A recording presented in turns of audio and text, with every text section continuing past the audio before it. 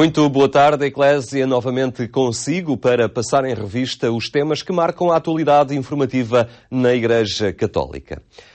Quebra de confiança nos governos e da esperança no futuro. É neste quadro que, para Adriano Moreira, arranca o ano de 2012. O presidente da Academia das Ciências de Lisboa falava numa entrevista ao programa 70x7 a propósito da mensagem do Papa para o Dia Mundial da Paz, celebrado a 1 de janeiro.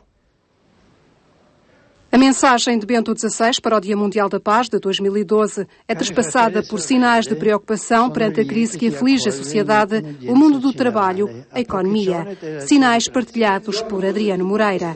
O presidente do Instituto de Altos Estudos da Academia de Ciências de Lisboa coloca no topo das preocupações a pobreza no mundo.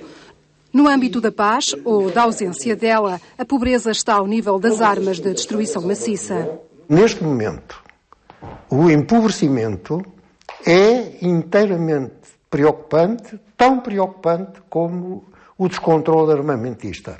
Designadamente em relação aos europeus, porque a fronteira da pobreza, que ainda no século passado, de acordo com os relatórios do PNUD, passava ao sul do Saara, ultrapassou o Mediterrâneo. E a fronteira da pobreza abrange países europeus. Educar os jovens para a justiça e para a paz é o título do documento papal que desafia os jovens a superar frustrações geradas por estes tempos conturbados. O Papa lembra os milhares de manifestantes que da Europa aos Estados Unidos, do norte de África ao Médio Oriente, se mostram descontentes com o modelo social e económico vigente. Para Adriano Moreira, o problema é a falta de liderança. A esperança, essa para quem acredita, reside no transcendente. Uma das circunstâncias que nós estamos a viver, designadamente no Ocidente, é a falta de lideranças inspiradoras. E é por isso que a palavra do Papa é fundamental. E este Papa, na linha dos papas humanistas do século XX, eu julgo que está a marcar essa posição e a entender aquilo que julgo que já chamaram a teologia dos sinais. E são os sinais. Entre esses sinais estão esses manifestantes. Adriano Moreira não deixa de referir o papel dos papas, nomeadamente os do século XX e agora Bento XVI, na luta pelos valores capazes de criar uma sociedade mais justa e mais pacífica. Uma entrevista a transmitir na íntegra no programa 70x7 do próximo domingo. É um convite à recristianização do Natal português. A plataforma Estandartes de Natal está novamente a salpicar de vermelho janelas e varandas de vilas e cidades do país. Desde o início do Advento que os estandartes de Natal voltaram a sair à rua e a adornar janelas e varandas das casas de muitos portugueses. A ideia nasceu em Espanha e há 2 anos que chegou a Portugal. O objetivo é recentrar o Natal do cristianismo.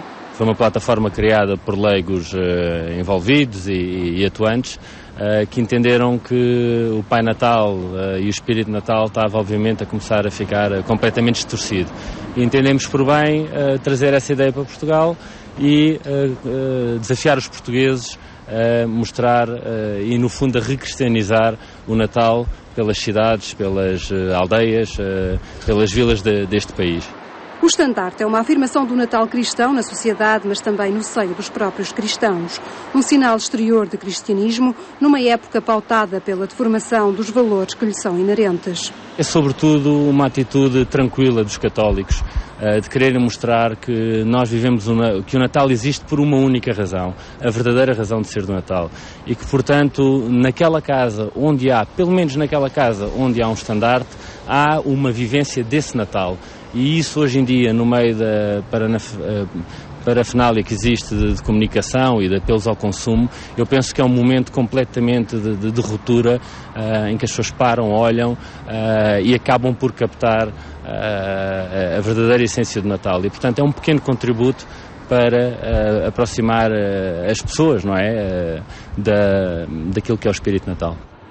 Aproximar as pessoas do espírito de Natal passa também por outro propósito da iniciativa Estandartes de Natal. É que o lucro da sua venda é para a ação social das paróquias que acolhem a iniciativa. Eu penso que é uma alegria, eu penso que há como fazer a árvore de Natal e o presépio, em muitas casas é importante também, temos muitos relatos famílias que se juntam para pôr o estandarte.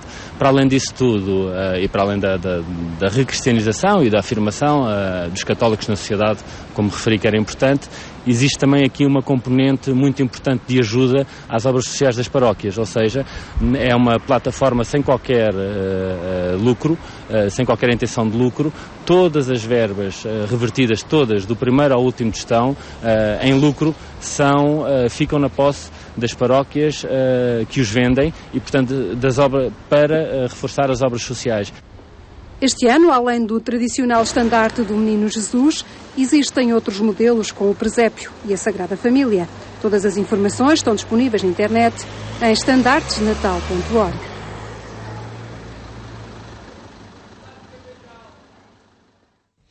Frei Hermano da Câmara está a celebrar 50 anos de carreira. O Coliseu dos Recreios foi o palco do concerto comemorativo da carreira de um homem que deixou tudo para seguir a Cristo, mas que colocou a música ao serviço da oração.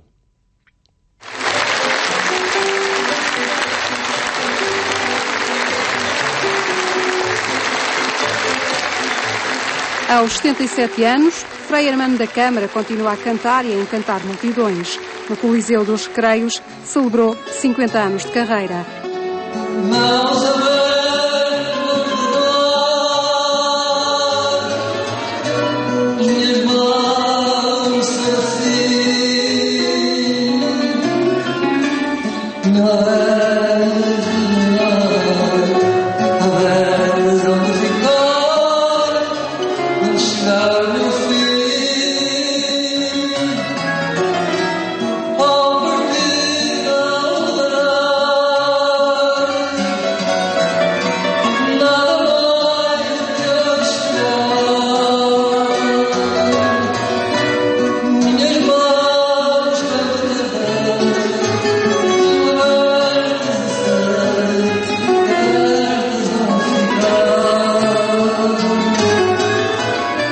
A carreira de um artista, mas também de um homem dedicado a Deus, que coloca a arte ao serviço da evangelização.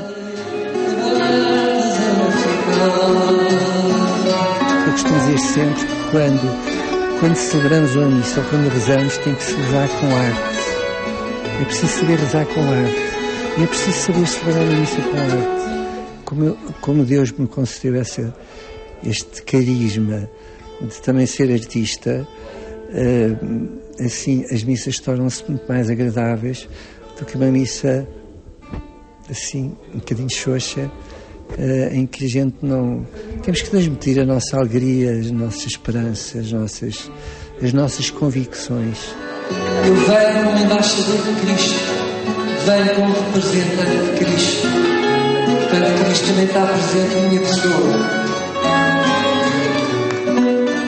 O principal dos meus 50 anos que eu vou cantar vai ser um concerto de arte, de oração, em que as pessoas vão participar, um concerto alegre e que eu pretendo que as pessoas levem para as suas casas os corações cheios de paz e de amor, sobretudo nesta época de Natal.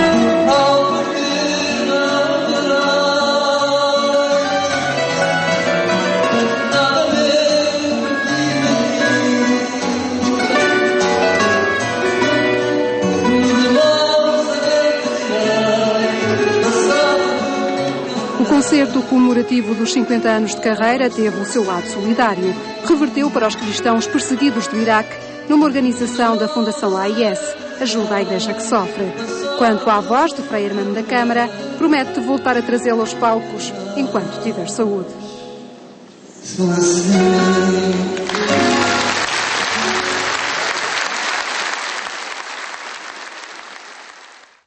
Espaço agora para olhar o passado do presente, a rubrica em que Dom Manuel Clemente nos continua a falar da vida de santidade do casal beatificado por João Paulo II, Luigi e Maria Beltrame.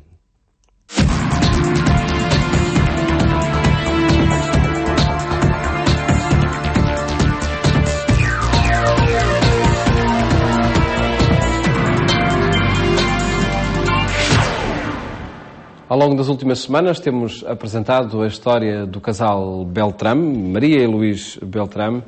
Temos pedido ao Sr. Manuel Clemente que nos apresente essa história e é uma vez mais esse o pedido que lhe fazemos no dia de hoje. Muito boa tarde, antes de mais. Obrigado por estar connosco. Pedido que eu tenho acolhido com muito gosto e a correspondência possível, porque é tão importante falarmos deste casal, o primeiro casal beatificado como tal, e este exemplo e estímulo magnífico para o que a família deve ser hoje, como igreja doméstica, em si mesma e na sociedade. E pelo menos por agora vamos encerrar hoje a apresentação desta história de vida. Nós temos servido de um livro que não está traduzido em português, o livro de Papa Soli, que é um belíssimo livro, até porque tem muitas transcrições de textos dos Beltrame. Pode ser que surja aí o desafio a alguém. Exatamente, e era muito interessante que se fizesse essa tradução. Ele chama-lhe, lá na edição italiana, questi borghesi, não é? Estes burgueses, porque eles são bons representantes da classe média italiana e daquilo que, nessa condição social, pode acontecer quando há conversão, não é? E exatamente porque estão no meio da escala social, também estão para todos. E foi o caso de Luís e de Maria Beltrame. Por vezes, já agora, também chamados Quattrocchi, porque, embora o apelido dele seja Beltrame, ele foi educado por um tio que era Quattrocchi, por isso também adotou o apelido do tio. Mas o nome é Beltrame, é o nome com que eles eram conhecidos habitualmente, Luís e Maria Beltrame. E vamos, neste último programa, verificar o que? A dimensão apostólica familiar naquilo que ela tem, eu ia dizer até de específico. E eu vou-me explicar. Como nós sabemos, o apostolado é envio, é o que a palavra quer dizer. Um apóstolo é um enviado. Nesse sentido, a Igreja é apostólica, porque todos nós somos enviados por Cristo. Não é? Mas esse envio, muitas vezes, é também um acolhimento. Ou seja, é receber aqueles que, de algum modo, Deus nos envia. Para que nós os acolhamos e para que nós possamos corresponder àquilo que eles trazem como interrogação, se não mesmo como angústia. Não é? E a casa dos Quattrocchi, que nós vimos, dos Beltrame e Quattrocchi, que nós vimos no último programa, ser uma verdadeira igreja doméstica, em torno da oração, em torno da piedade familiar, em torno do acolhimento a parentes ou a quem chegasse, era também um lugar ideal para que muito encontro acontecesse. E dá a ideia, às vezes, vendo estas circunstâncias, que Deus, como está à espera que nós lhe demos a oportunidade de atuar. Porque, antes de mais, eram eles, era aquela família, Beltrame e Quattrocchi, estão ali, estão em sua casa, são acolhedores, são piedosos, muito bem. Mas depois, como é que por aquela casa, e durante anos e anos, passa toda a gente realmente. Mas nós vamos encontrar teólogos de primeira água da altura, nós vamos encontrar figuras da igreja, nós vamos encontrar pessoas que depois vieram a ser ou estão em vias de ser beatificadas e canonizadas. Nós vamos encontrar gente da vida social e da vida política italiana. Nós vamos encontrar gente de diversas religiões e credos. E não era assim muito vulgar nos anos 20 e 30 do século passado, numa família católica. Nós vamos encontrar pessoas em dramas grandes da sua vida e do seu percurso. Tudo lá passa. Parece que Deus estava à espera de uma oportunidade, que aliás ele também suscitava, que ia haver uma família que se dispusesse para depois fazer acontecer isso tudo e transformar aquela casa como um ímã para que tudo ocorresse e tanta conversa depois pudesse ser e eles se disponibilizassem, o casal Luís e Maria, para acolher, para acompanhar, para dar alguma indicação, para dar um estímulo e para as vidas se refazerem. É impressionante, não é?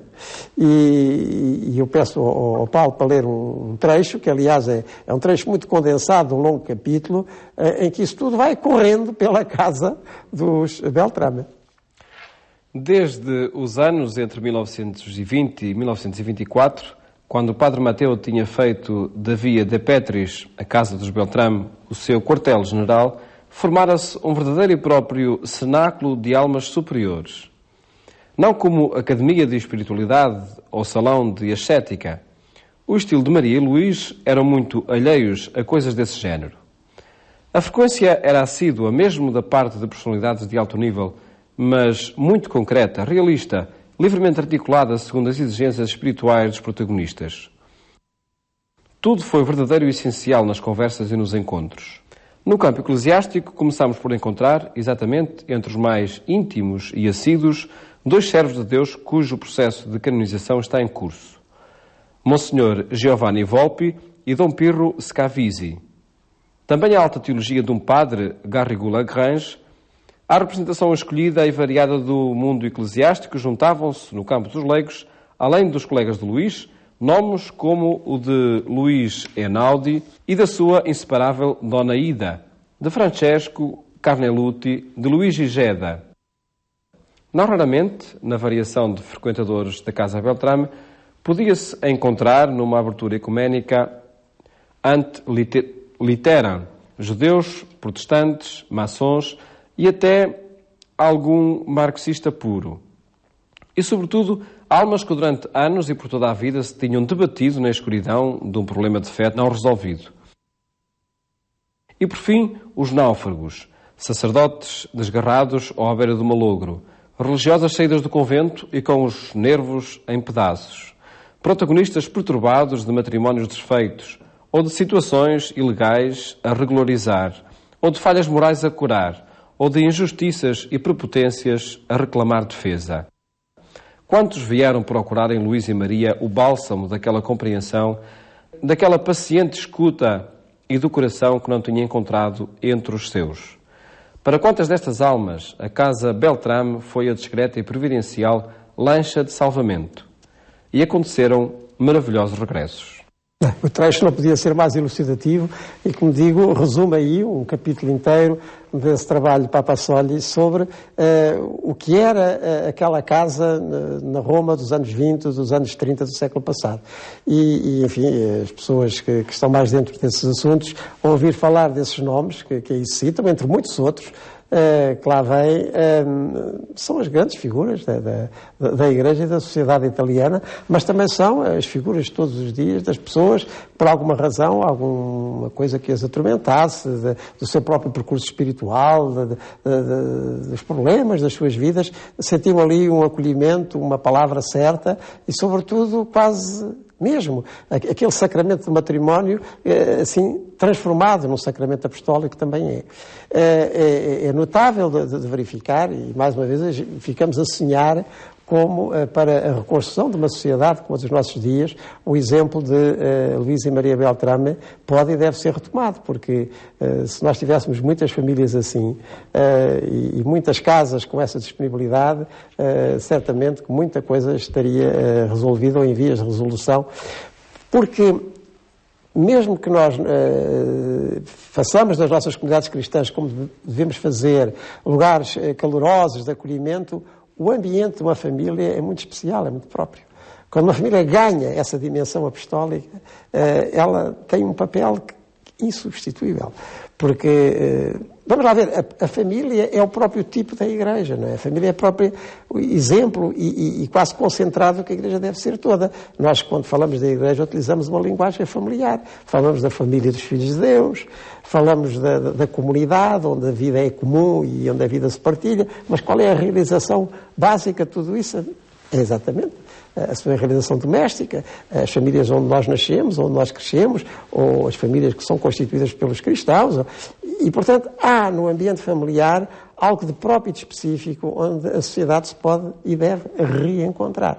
Não é exclusivo, como digo, há outras dimensões da vida da Igreja, as famílias domésticas, a família dos filhos de Deus, nas suas paróquias, nas suas dioceses, mas este lugar próprio, este acolhimento específico, este calor que tem a dimensão familiar é insubstituível para a reconstrução da sociedade. Com uma capacidade de acolhimento e de integração notável, de todos, notável, mesmo notável. Dos diferentes, mesmo daqueles que aparentemente não eram do grupo, não é? Pois, porque vamos lá ver, nos anos 20 e 30, acolher toda essa gente, enfim, gente que até aos olhos da Igreja estava não só numa situação irregular, mas até tinham atitudes que estavam condenadas, pertencer à maçonaria, pertencer ao comunismo, etc., naquela altura, que eram tempos particularmente contrastados, não é?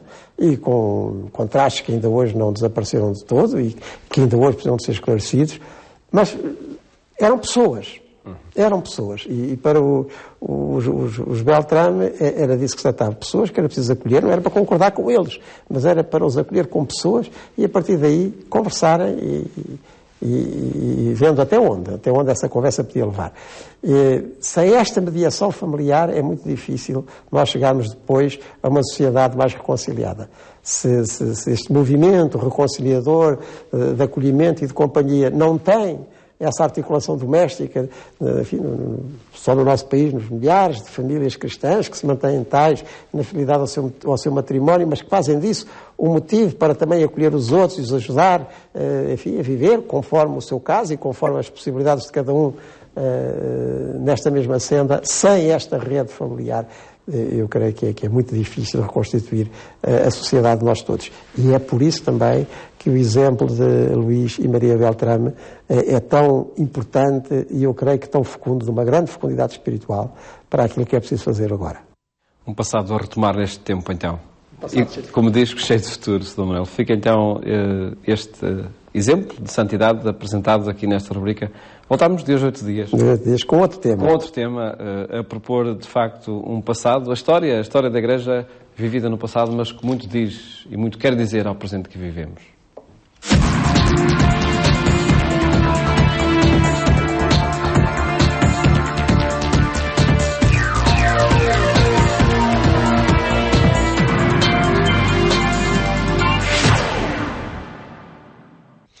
E fica por aqui este bloco informativo que poderá ver também através da internet em agência.eclesia.pt. Tenha então uma boa tarde e até amanhã, se Deus quiser.